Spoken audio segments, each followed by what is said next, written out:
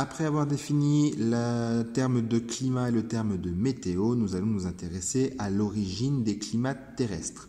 Donc d'après l'animation qu'on avait, nous pouvions colorier la carte que l'on a à gauche ici avec les différentes températures visibles.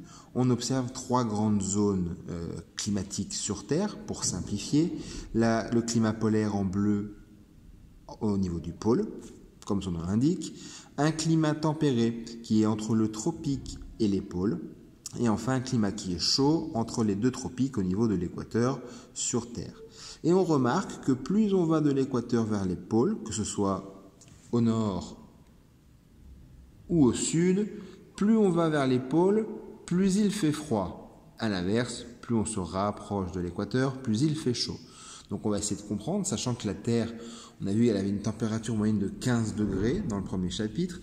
On va essayer de comprendre comment ça se fait qu'on a des climats différents aux différents endroits sur Terre. Donc comment expliquer qu'il fasse plus froid au pôle qu'à l'équateur? C'est le problème qu'on va chercher à résoudre.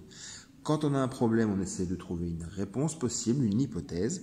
Donc comment moi je peux expliquer qu'il fasse plus froid au pôle qu'à l'équateur, sachant que la Terre elle est à la même distance du Soleil. Il n'y a pas une face cachée, le pôle n'est pas caché par rapport à l'équateur. C'est quand même bizarre. Donc on peut penser qu'il y a peut-être moins de soleil qui arrive au pôle, il y a moins de lumière solaire au pôle qu'à l'équateur. Donc on devra mesurer moins de lumière quand on est au pôle, alors que si on va à l'équateur, on mesurera plus de lumière. Donc comment on peut tester ça? On peut tester ça à l'aide d'un modèle. On va modéliser le soleil et la Terre et on va mesurer la quantité de lumière que reçoit la Terre.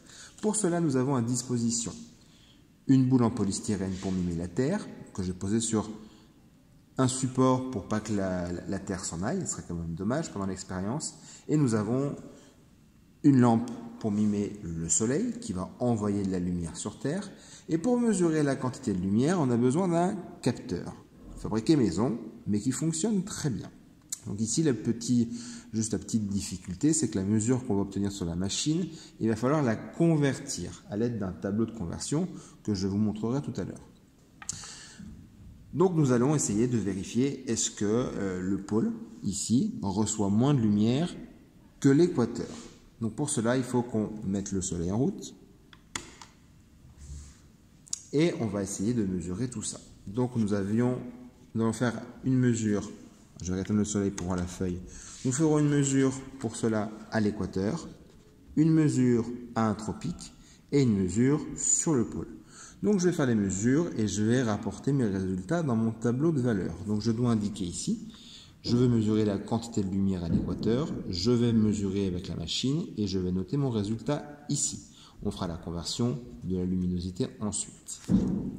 Donc je mets en route le soleil et je commence par l'équateur.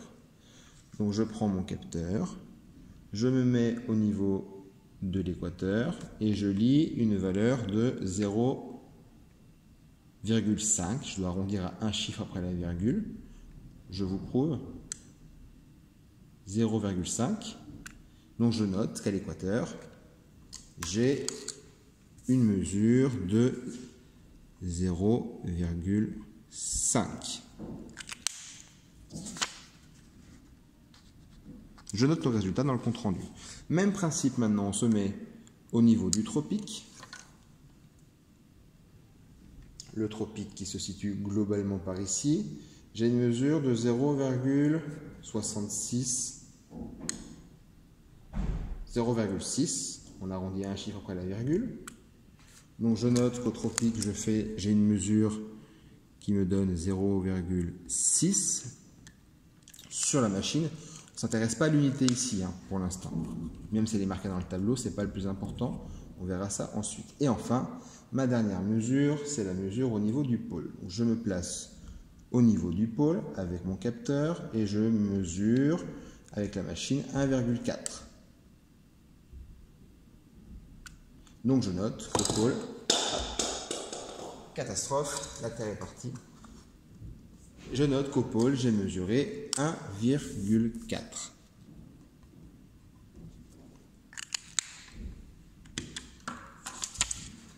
Donc mon tableau de valeurs est complété à l'aide des manipulations.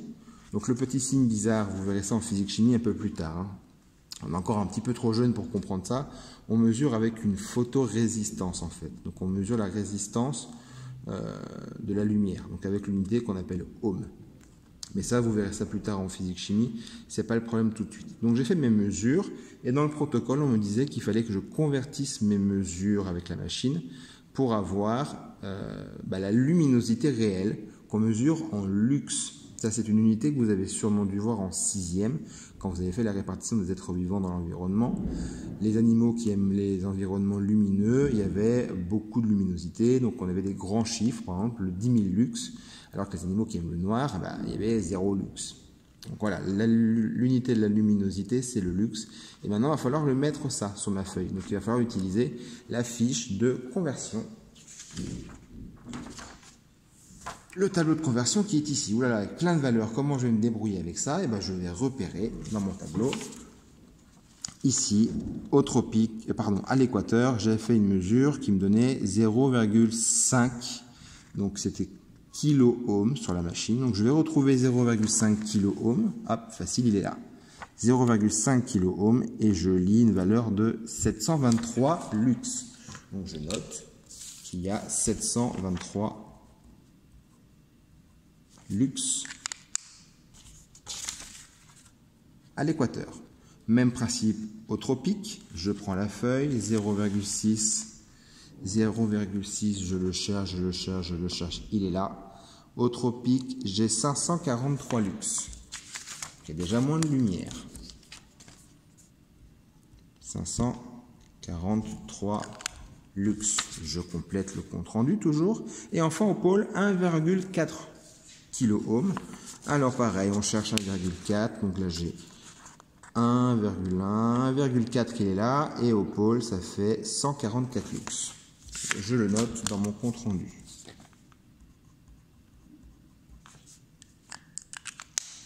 « 144 lux.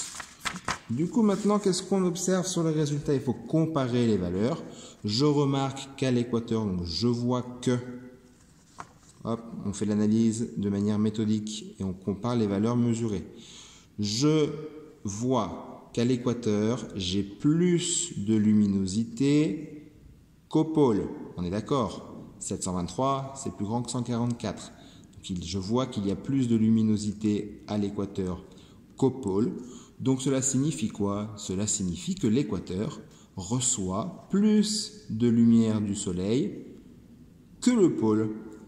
En d'autres termes, les pôles reçoivent moins de lumière que l'équateur. L'hypothèse ici est vérifiée.